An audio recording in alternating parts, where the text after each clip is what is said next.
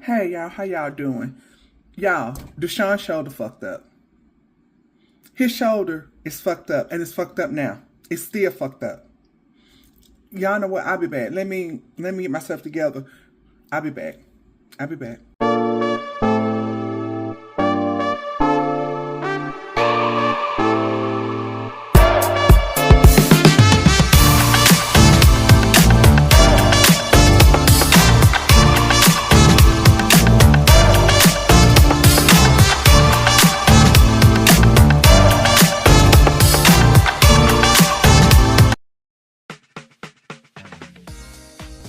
Hey y'all, how y'all doing? I told y'all I was coming back. Y'all see Jared Jew, the tree back there. Honey, he caught that ball. They were doing training camp today, honey. You saw he caught nephew ball. So, honey, I was standing on the sideline just waiting with that switch. And he told me, he gave me a thumbs up. He said, "Me dude, I'm going to catch that damn ball." He said, "Because I don't want you to whoop me like a slave driver." I was ready to whoop his little ass. But y'all, this is what I came to talk about. And that the media, as y'all see, the sleazy Cleveland media is not talking about, and they're not digging deep into Deshaun saying that, he experienced a temporary numbness. It was about the funny bone, this, that, and the third. But y'all, I just went ahead and, I did my little research. I said, let me, ask some little AI some questions. Because I can. But, so I'm going to start with Deshaun's shoulder injury. And I'm going to go down so that you all can see when he was saying that he was experienced the temporary numbness. Honey, it's deeper than that. His shoulder is still fucked up. So basically, I started with, I said, describe Deshaun Watson's shoulder injury. And it said, Deshaun Watson's notable shoulder injury with the Browns was a season-ending injury to his throwing shoulder, his right shoulder. This is my right. It may look like y'all left. You know how the camera be turned. But it was his right shoulder in the 2023 NFL season. I want y'all to keep that in mind. So what the injury was, an MRI showed a displaced fracture of the glenoid in his right shoulder. The glenoid is the socket part of the shoulder's ball and socket joint. So why it mattered? Because it was displaced, the bone fragment wasn't in normal alignment. The team okay, wait a minute, let me start over. Why it mattered? Because it was displaced, the bone fragment wasn't in normal alignment, the team determined it required surgery, and Watson was ruled out for the rest of the season. So surgery timeline, the Browns announced Watson underwent surgery on November the 21st of 2023 to repair that displaced glenoid fracture. Context earlier that year, he had also been dealing with a rotator. Listen, y'all, he had also been dealing with a rotator cuff issue / strain in the same right shoulder earlier in the season, starting after a hit in week 3. Y'all keep that in mind. Keep that right shoulder in mind. Okay. So then I asked, because he was talking about some funny bone, and he wasn't off. But y'all gotta follow me, all right? I know I'm getting excited, honey. So where is the funny bone located in the body? The funny bone is located at the inside of your elbow where the ulnar nerve, I want y'all to keep that in mind, where the ulnar nerve runs very close to the surface in a groove behind the medial epicondyle, the bone bump on the inner side of the elbow. When you hit that spot, you're actually irritating the ulnar nerve, not a bone, but the nerve, which can cause the tingling electric feeling down the ring and pinky finger. Okay. I told him, I said, provide the facts about the funny bone, which we'll go over that again. It isn't a bone. The funny bone refers to the ulnar nerve, not an actual bone. Where it is most commonly felt at the inner side of the elbow, where the ulnar nerve passes in a shallow groove behind the medial epicondyle, the bony bump on the inside of your elbow. Why it hurts or tingles.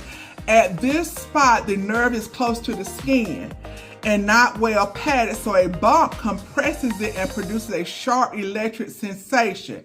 When you feel it, what do you feel? Pain, tingling can radiate down the forearm into the ring finger and pinky finger, because there are major areas the ulnar nerve supplies. Because these are the major areas the ulnar nerve supplies. Medical, so the region is often called the cubital tunnel. Irritation or compression there is related to cubital tunnel syndrome. Why it's called a funny bone? It's a wordplay mix of humorous and humorous, laughing, and humor. The upper arm bone near the elbow, and also because the sensation is oddly unpleasant rather than funny. So the humerus bone is Humerus, but you pronounce it humorous. That's why they call it funny bone. So when to be concerned, if tingling / numbness, I didn't say it, they did, in the ring or pinky finger lasts more than a few minutes, keeps recurring, or you notice hand weakness or reduced grip, it can suggest ongoing ulnar nerve irritation and is worth medical evaluation. Y'all remember now, if y'all need to go back and listen to my video about Deshaun Watson's contract, because so when Deshaun, the insurance policy paid out his salary, right? And but so right now the insurance policy is looking at it. It somehow it deals with the salary cap, so the Browns are still benefiting. If Deshaun doesn't play, then those payments start over. If he gets injured again, those payments start over. So y'all, so basically the Browns, Deshaun can go out there and get hurt, and then the insurance policy would pay the remainder of his salary, because they don't pretty much pay all of his damn salary because he only played 19 games. So the Browns have only had to pay for those 19 games, and his insurance, then the insurance policy they had on him, they kicked in and paid the remainder of those games that he hasn't been able to play because of the injuries. He get injured again, though, payment's gonna kick back up, and the Browns gonna get even more money. And they ain't gonna have to pay his salary, then they could just cut his ass in June 1st. And so, honey, they playing the long game. So when to get So reduced grip, it can suggest ongoing ulnar nerve irritation and is worth medical evaluation. So honey, Deshaun, he don't need to be downplaying it, because if so, he ain't going nowhere else. So I asked a question, I said, could the temporary numbness Deshaun Watson experienced in the preseason game versus the Bears be related to his shoulder injury? It said it could be related, but you can't reliably connect temporary numbness preseason game to Watson's prior shoulder injury without knowing exactly where the numbness was and what caused it on that play. How it could be related to a prior shoulder injury. Y'all listen. How it could be related to a prior shoulder injury.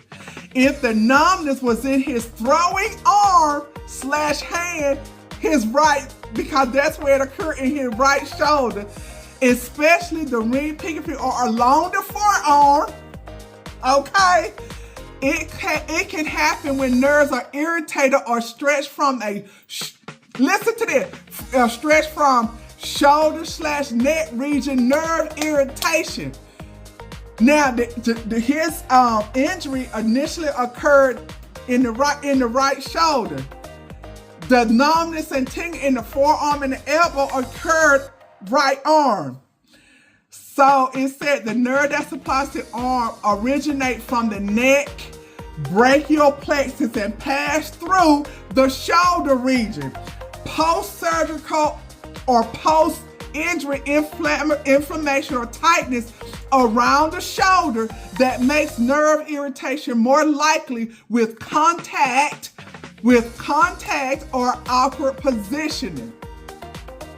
Y'all, we ain't finished. Watson's best known major shoulder issue was the right shoulder glenoid fracture that required surgery on November 21st, 2023, which is a structural shoulder injury. The rehab and surrounding soft tissue changes can sometimes make the area more sensitive.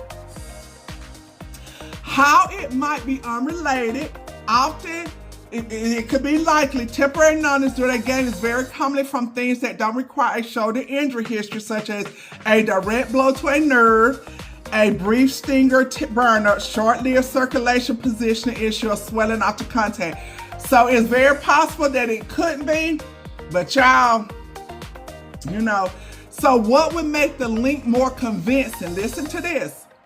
To judge whether it's plausibly tied to the shoulder, the key details are which arm side, right or left. I'm gonna keep going. Where was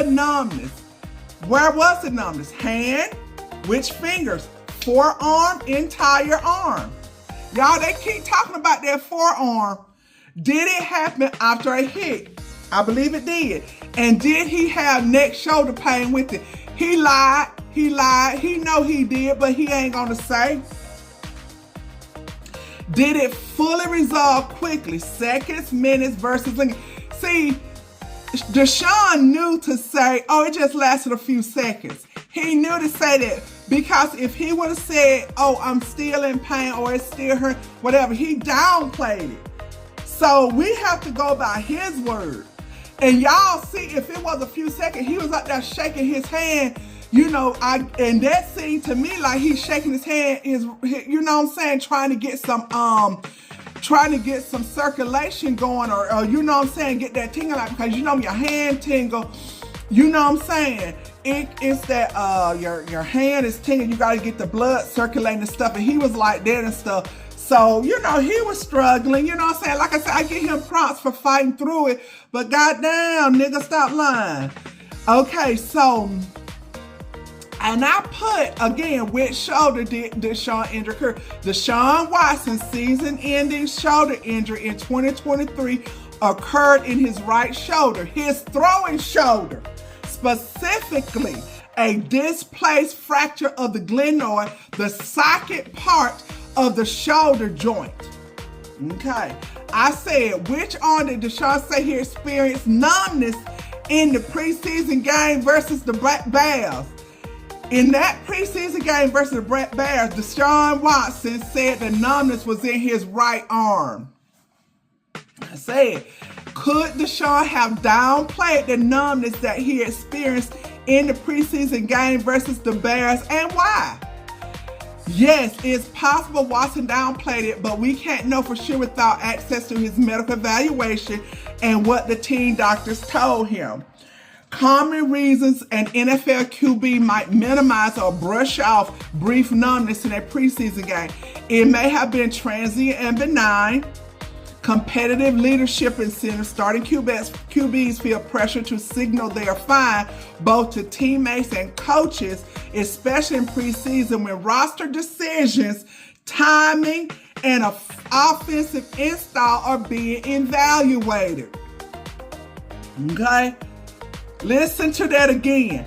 Competitive leadership incentives. Starting QBs feel pressure to signal they're fine, both to teammates and coaches, especially in preseason when roster decisions, timing, and offensive install are being evaluated. Avoiding a cascade of restrictions. If he emphasizes symptoms publicly, it can lead to more testing, reduced reps, or being held out just in case. even if he feels able to play.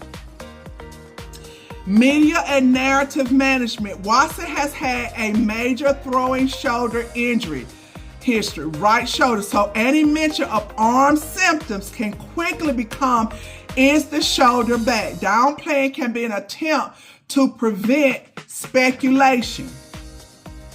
Uncertainty right after the play. Immediately after a hit, players may not know whether the sensation came from the elbow, wrist, hand, neck, shoulder, or just impact shot. So they default to, I'm fine, until they get checked. He may have went into that tip, but he probably just like, yeah, I'm fine. You know what I'm saying? He has a lot to lose. He playing for his future. You know what I'm saying? He probably know he ain't got no future with the Browns, but he's hoping that he got a future somewhere, which hell, I don't know where else he gonna go. I mean, I don't know where else he gonna go, because, you know, with all these QBs coming out in 2027, allegedly, and whatever, and I mean, you know what I'm saying? QB, you know, this year would have been good for Deshaun to seek a team other than the Browns. I mean, that was not possible, but it would have been, and the reason why it would have been is because there's a lot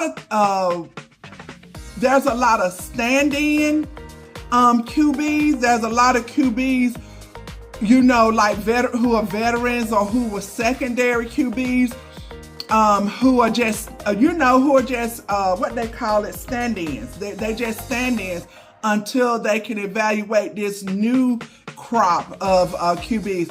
Next year, when it's supposed to be a boatload of QBs coming out of college, you know what I'm saying? They'd rather take their chances on that young QB than a QB who's 31 years old and who's had a history of significant injuries.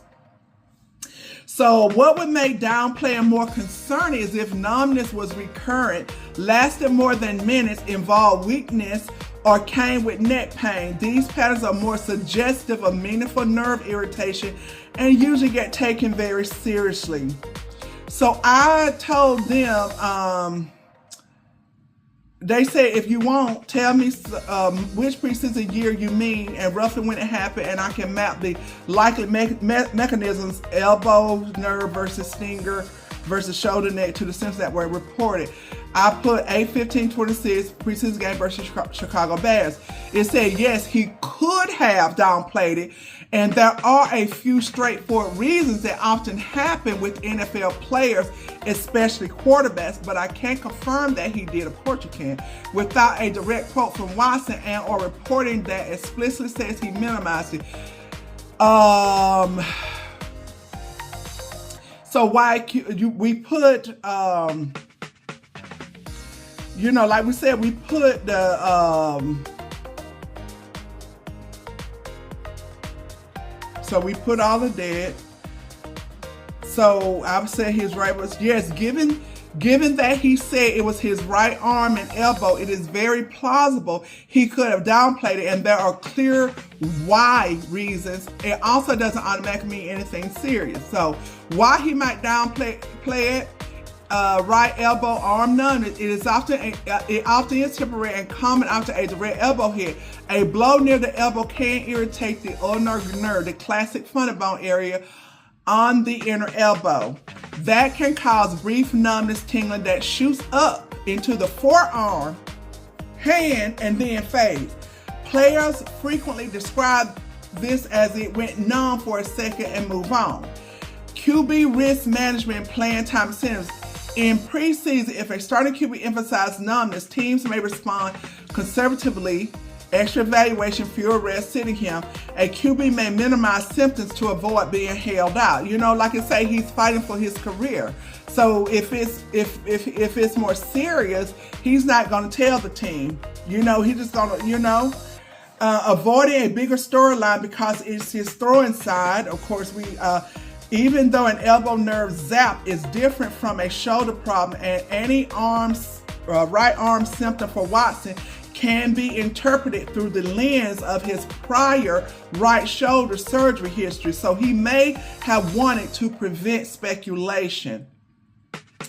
Immediate post-play uncertainty. Right after contact, it can be hard to distinguish. My elbow got hit and my hand tingled from something is wrong with my whole arm, especially when adrenaline. With adrenaline, players often default to reassuring language once it starts to resolve. Does elbow arm numbness suggest the shoulder injury return? Not necessarily. Elbow localized numbness after a hit is more consistent with a local nerve irritation at or near the elbow, the ulnar nerve most commonly, than with a recurrence of a shoulder structural injury like a glenoid fracture.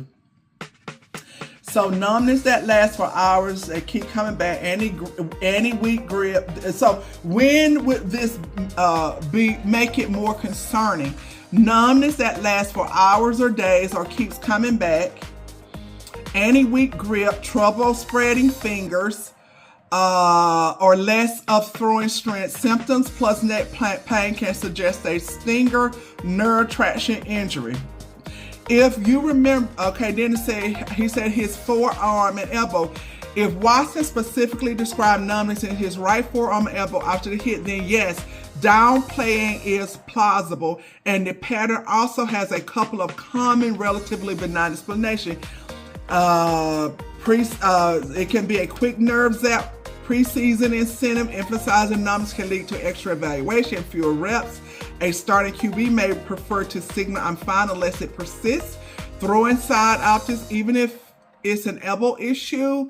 Any right arm symptoms can amplify questions about the readiness, so he may choose understated language.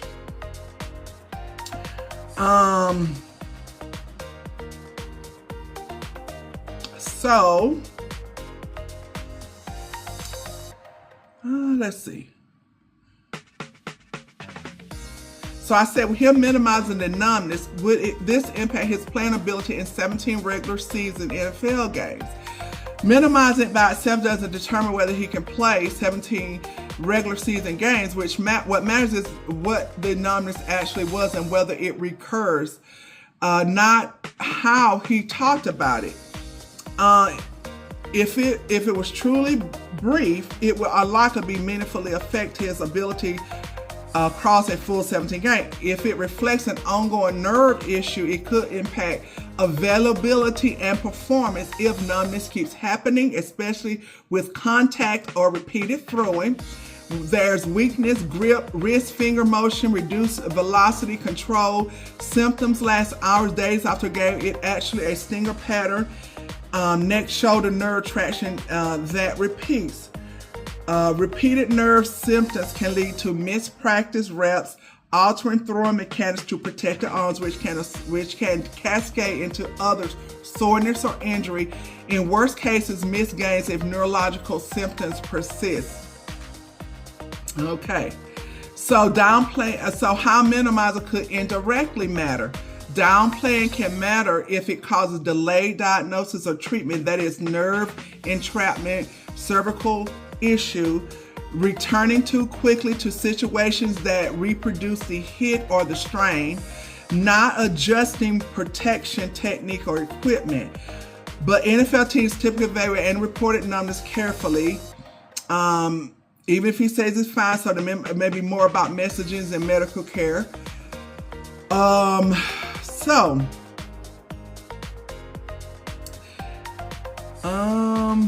anyway, Deshaun has to, like I just said,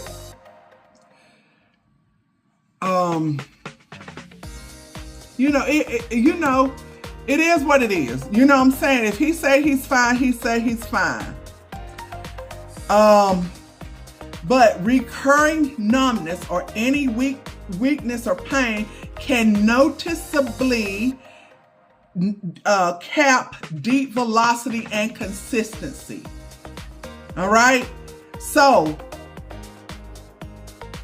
that's the bottom line. He said it wasn't in his fingers, which probably was a lie. But let's just say with his forearm or elbow, if this becomes recurring numbness or any weakness/pain, it can noticeably cap deep velocity and consistency. He's not going to be able to throw that ball. He's not. So, y'all, you know, like I said, you know, it is what it is. You know, I just think, I mean, it's just so funny to me that the Sleazy Cleveland media, SMEARdia, you know, they want to smear Shadur name, but you got this done person out here who can't, you know, that they gonna have to, he gonna have to goddamn play in a scooter.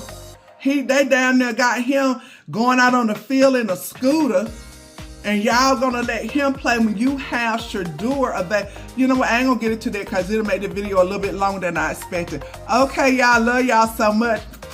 Have a wonderful evening. Bye, y'all.